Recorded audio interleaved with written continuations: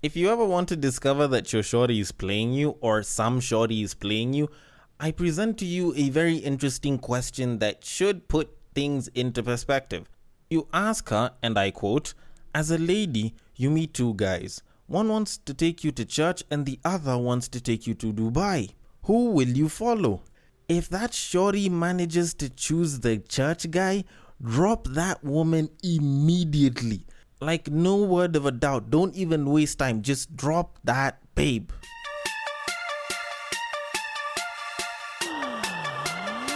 Get ready for the battle of the sexes.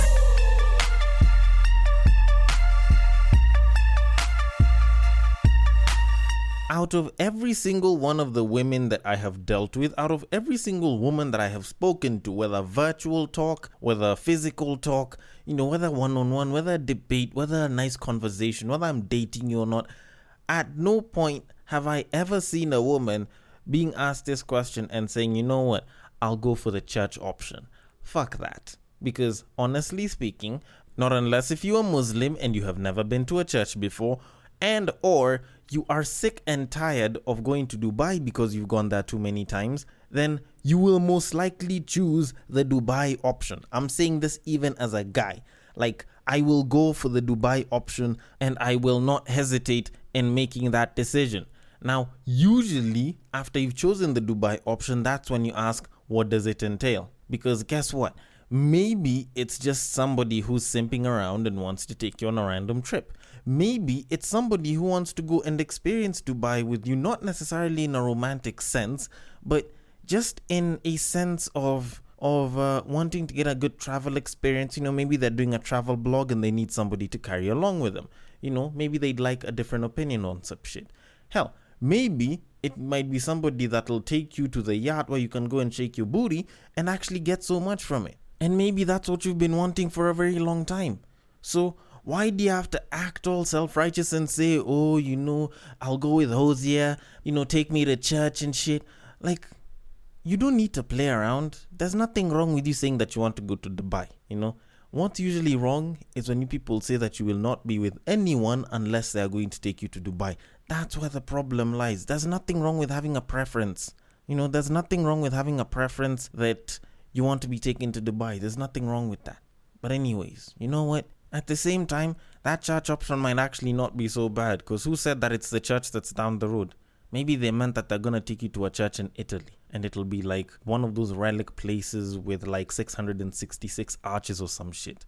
Like, it might actually be something really special. But anyways, that aside, since I do not give travel advice, I will leave it there and move on to something that I'm a little bit better at, which is doing this podcast, which you should probably start. So in 3, 2, 1... Welcome to Break Time on West Side, your number one break time podcast, coming to you from Nairobi, Kenya. The man on the mic is a man who wouldn't mind shaking his behind on a yacht in Dubai for the right price. He is a man who loves his women the same exact way he likes his yogurt. It is none other than your tall, dark, and mildly handsome man, Sir Denver B. The show is Battle of the Sexes, our weekly love, sex, and relationships show. While I don't give travel advice, some women usually get to hear something, and fellas usually tend to agree with it. But normally, at times, you will find that people will disagree with some things, and usually when they do, I usually tell them to hit me up on IG. I usually tell them to hit me up on Facebook, and I usually tell them to hit me up on Twitter as well. At Breaktime on Westside on Facebook and Instagram is where to hit me up on. The DMs are always open, and on Twitter you can slide into my personal DMs, which is at Bagaka the D, and we can take it from there. Discuss a couple of things, hash out a couple of shit here and there. And guess what? Maybe some of the discussions that we have can end up coming onto the podcast. Also, if you do feel like you're loving the podcast and you'd like to give it a rating and review, feel free to do so as well. I know they do that on Apple Podcasts. I'm not sure which platform you might be using, but it might also support the same. And to support a brother, please feel free to drop that rating and review, because it actually does help the podcast quite a bit. Makes it a little bit more discoverable, finds, a couple more people who might have a problem with it, and can give them the opportunity to come back and retaliate so that we can have more content for this podcast. But anyways, that being said, we should probably move it on to our main topic of today. But before we get to do that, we need to talk about the law courts of Kenya. And something that happened very interestingly sometime towards the end of last week as of the time of this recording and as of the time that this episode airs that was particularly interesting. Now, a Kenyan High Court judge by the name of Teresia Madheka came out on Friday to state that being a housewife is a full-time payable job. And the moment that was a headline, the moment that was being broadcasted by every single site that was giving news, shit hit the proverbial fan and actually went flying really, really far. Because at that point, people now started realizing that, you know what, I can actually become a housewife. A lot of these babes actually started saying, you know what, I can now start being paid to actually cook and clean. A lot of women started coming out to talk about how this was good, and it was actually good that the wives, the women who are in marriages, were actually being recognized, or at least their work was being recognized as something that should even be considered as payable because they put in a lot of work. A lot of the wife's duties in a household, which are physically demanding, are actually unpaid labor. And it actually does make sense. But I don't think it's the first time I've heard of this, because some months back I was actually talking to a law student who was actually saying that when it comes to divorces, the housewife will get a certain amount of money because whatever work she does in the house, whether she was a housewife, whether, she had kids and shit, it has to be quantified to a certain amount. Now, I don't necessarily know if that's true or not, and I haven't researched further into that, so I'm not gonna go beyond that. I'm just gonna work with the ruling that's here. Now, this in and of itself carries pros and cons, because now, for one, a lot of women who haven't been getting money from their husbands and they haven't been having jobs and they've just been chilling at home can actually start demanding for some form of monetary compensation of sorts, if not some form of appreciation, because of the fact that they actually put in the work in the house. And it makes a lot of sense. If your wife is being a good caregiver in the house, is being a good homemaker, and they're doing all of their work at home and all of their work is in the house, then why not give her a little something to go and enjoy with her friends? And secondly, it can actually reduce the workforce in the job market right now, because there's a lot of unemployment that's actually going around in this country. And if a lot more women can decide, instead of being employed or looking for a job out here, let me just go settle down with the right guy who's making a good amount of money and be a housewife, then it could actually mean that the job market will have a lot fewer people that are trying to get in, which means that it can try and accommodate a lot more people. So in a sense, you could say that it actually does kind of create more jobs. But now let's look at the cons that come with this entire ruling, with this entire statement of the fact that housewives should now, or at least housewives can now claim some form of compensation. Now, first of all, it will actually make a lot of possibly hardworking women, possibly productive women, very lazy, because now being a wife will technically be a payable job. Like, at that point, all she needs to do is be a good wife, and it's something that will be worthy of compensation by law, in a sense. Because if she's gonna be a housewife, if she gets married and she's like, screw my job, I'm not gonna do anything, and then instead of contributing to bills or anything, she quits and she decides to stay at home and take care of the house, regardless of size and the workload and everything, then this means that she will still claim some form of compensation from her husband. And you can say that it's good, you can say that it's bad, but personally, I feel like it's a con. Secondly, this applies to housewives. It doesn't apply to the house husband. The man that chooses to take care of the home because the wife is out working, they're the breadwinner, and the man, say, lost his job or hasn't been able to find work. This means that, he still won't be compensated. It's not that, housework for the married partner is something that it doesn't apply to house husbands. And it's an unfair situation. It's an unfair truth that we'll have to come to terms with. And now, more than ever, we have one less number of jobs that guys can actually do and get paid for. Just saying. So in terms of the so-called patriarchy working against us, this is a classical case of how it doesn't actually benefit men. But anyways, there are some people that will still believe that there is a patriarchy and that this is a huge win for men because there'll be fewer women in the workforce, and I'll kind of let them continue thinking in that negative light. But so far for me, I feel like this is a bit of a win for women in one way or another, but it does present quite a number of cons that the men will actually pay for. Literally. But anyways, that said, we should move it on to our main topic of today, and I want us to talk about the man known as Ferdinand Omanyala. Now, it's not a sports podcast, I get it, but he is a very fast runner. The guy actually recently set a record for the 100-meter sprint at 9.71, which for some people it's a record, but it's not the world record, blah blah blah, Usain Bolt, blah blah. But that's besides the point. We're not talking about how fast he runs. We're talking about the news that trended on Kenyan radio stations in so many talking points for people last week, which was what he said when he was busy being gifted and he was busy receiving accolades after his win. Now, he said, and I quote, "My girlfriend was paying our rent, taking care of bills when I was broke. I now want to take care of her. She will get anything she wants." End quote. Now, considering what was said, it did set a precedence for the discussion of the kind of woman that he had. You know, the girlfriend, the partner that he has was actually willing to step up and handle the bills while he was broke, while he was jobless, and he was just training. This was something that was really, really huge for a lot of people to talk about last week, and I think it'll continue being spoken about for possibly the next 2-3 weeks. And you know, it might pop up in a bunch of conversations here and there, but it speaks to the kind of women that are there today and whether they'd be willing to do such a thing. Now, a lot of babes, when asked this on radio, are busy saying no, they can't bother doing that because they don't trust Kenyan men or they don't like such and such. And, you know, I guess it's understandable.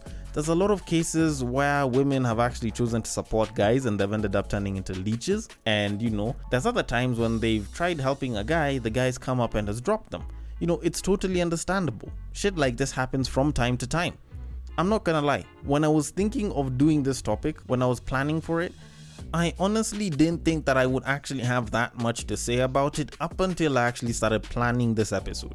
And I'm not going to lie to you, I got so much that I had wanted to talk about, but I'm going to try and keep it as compact as possible for the time that we've got. Now, honestly speaking, when I hear such a story, it sounds like a very rare find. Like, you rarely ever hear of such stories. You rarely ever hear of a case where a woman actually decided to put themselves out there with the guy that they're with, you know, handle the bills, be the breadwinner while this guy put in the work, and then this guy succeeded and he's going to take care of the wife. You normally don't hear of those stories nowadays.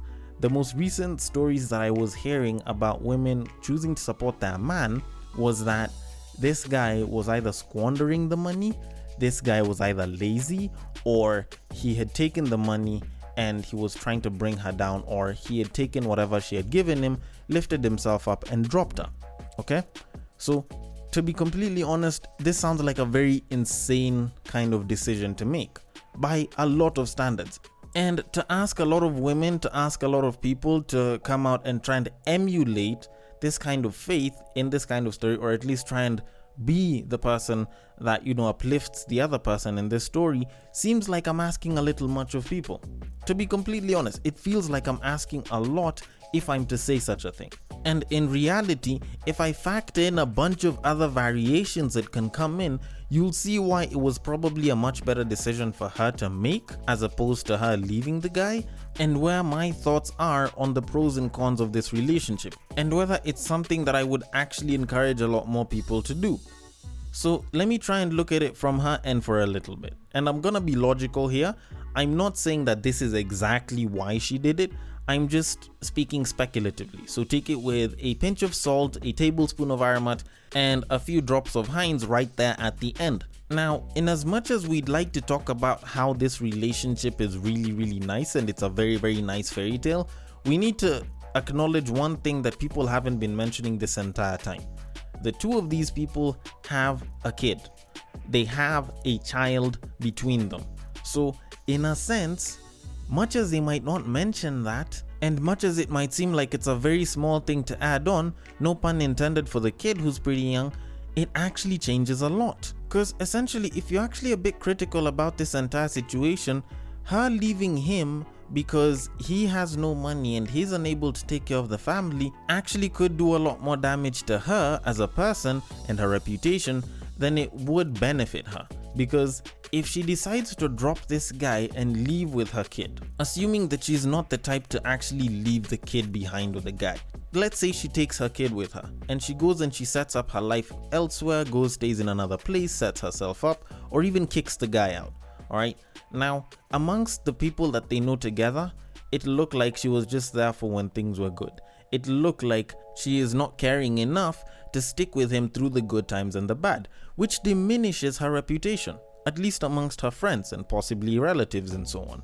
Now, when you add to that the fact that she has now moved from having a kid with her boyfriend to being a single mother, it automatically puts her at a much lower tier on the dating market. So for her to go and get another guy, it'll be a lot harder than when she was getting this guy when she had no kids of her own. Simple as that. Now, in a sense, if you look at it that way, then it was more beneficial for her to stick with him than it was for her to actually drop the guy and move on to someone else.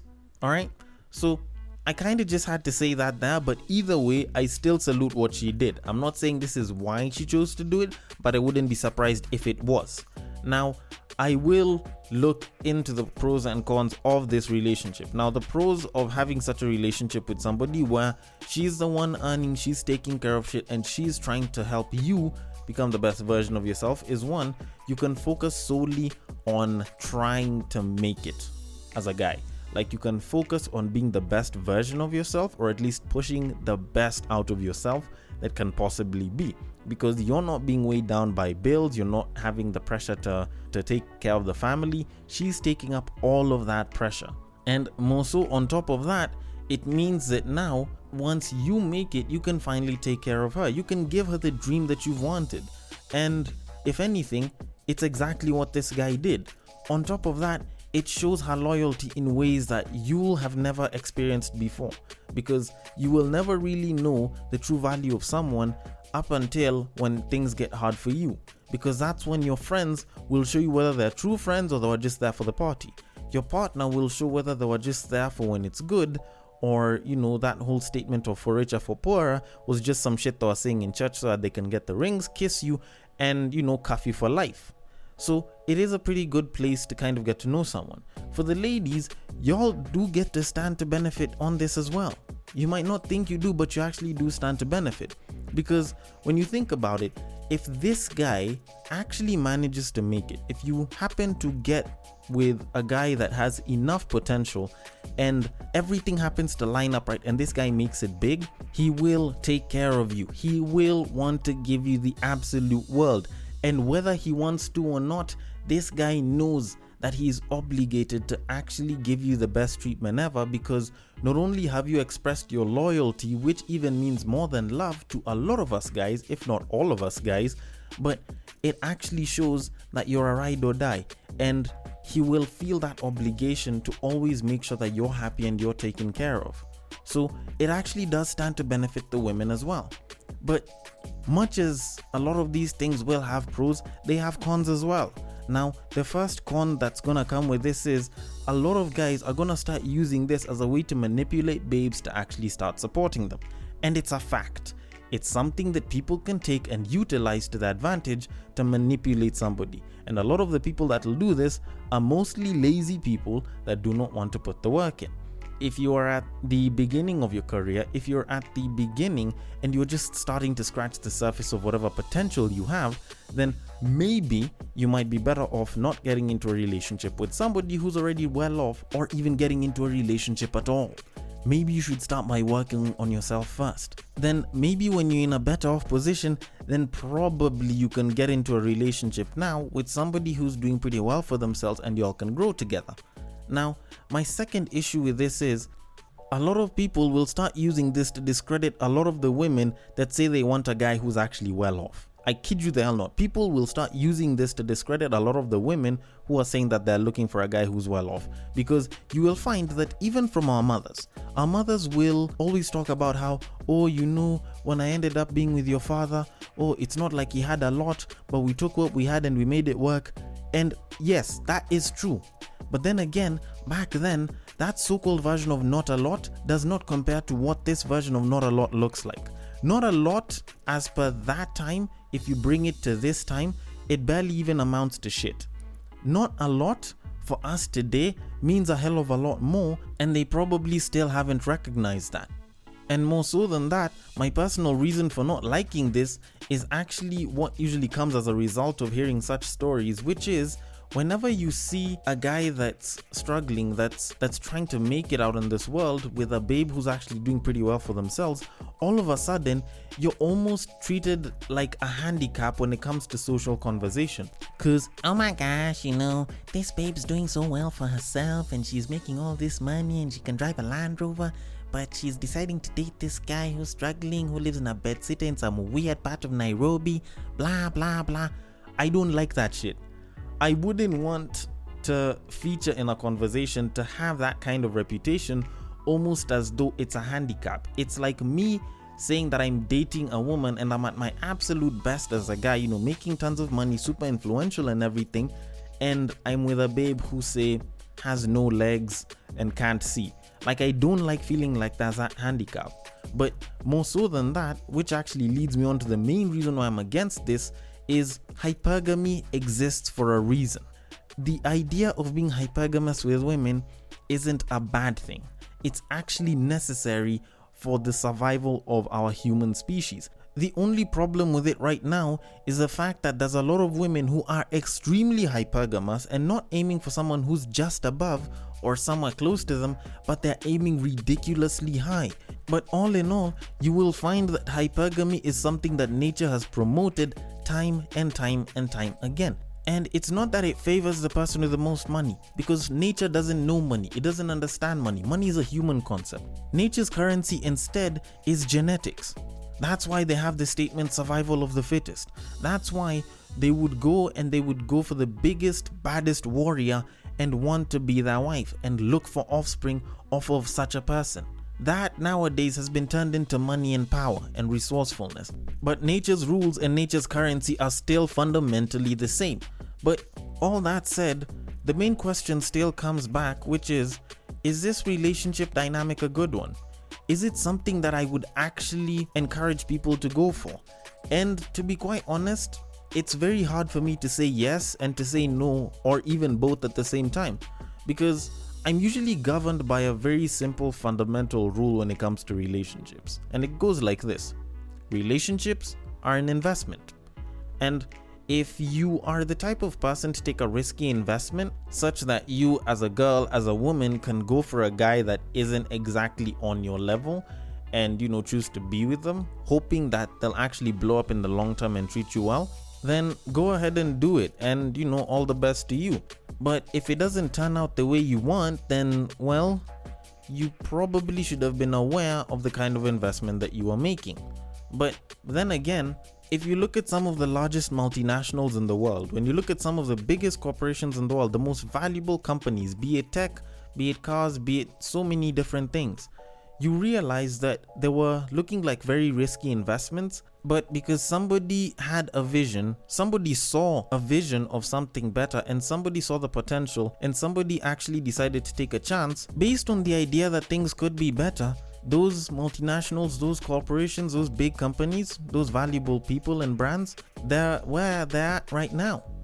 And at the end of it, when a lot of those people think back to the beginning, they will still see it the same way a lot of y'all look at the idea of a woman dating a guy that is way below her in terms of social status.